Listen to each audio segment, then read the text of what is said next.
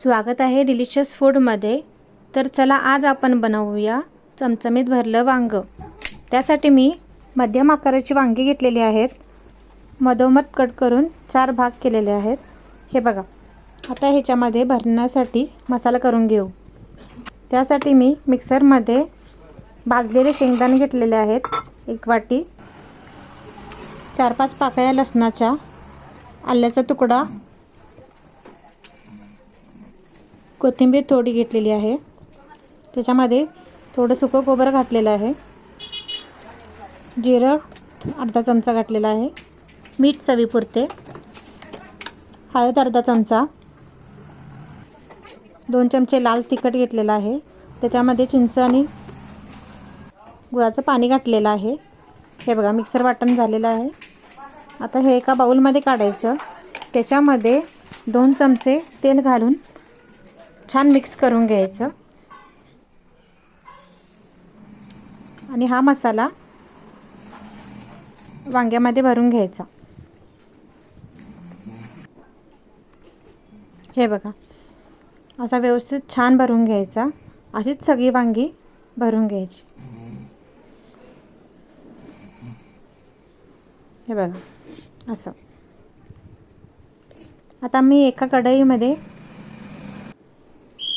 तेल घेतलेलं आहे 2 चमचे, त्याच्यामध्ये अर्धा चमचा जिरं घातलेला आहे, त्याच्यामध्ये उभा चिरलेला कांदा घालून घ्यायचा, तो छान तांबूस रंगावरती भाजून घ्यायचा। बघा कांदा छान भाजत आलेला आहे। आता त्याच्यामध्ये बारीक चिरलेला टोमॅटो घालून घेतलेला आहे।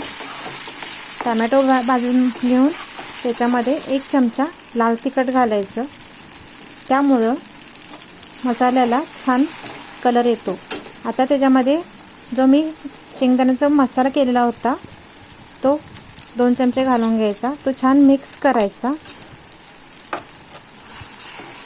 आणि त्याच्यामध्ये आपण जी भरलेली वांगी होती ती घालून घ्यायची। हे बघा अशी एक एक करून सर्व वांगी भरून घ्यायची। ती थोडीशी परतायची तेलामध्ये। अर्धी वाटी गरम पाणी घालायचं आणि वाफेवरती शिजवून घ्यायची। हे बघा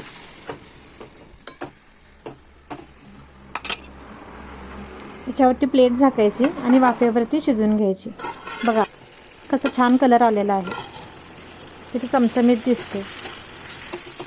त्याच्यावरती कोथिंबीर घालायची आणि भाकरीसोबत सर्व करायची। रेसिपी आवडली असेल तर लाईक करा आणि सबस्क्राईब करा। थँक्यू।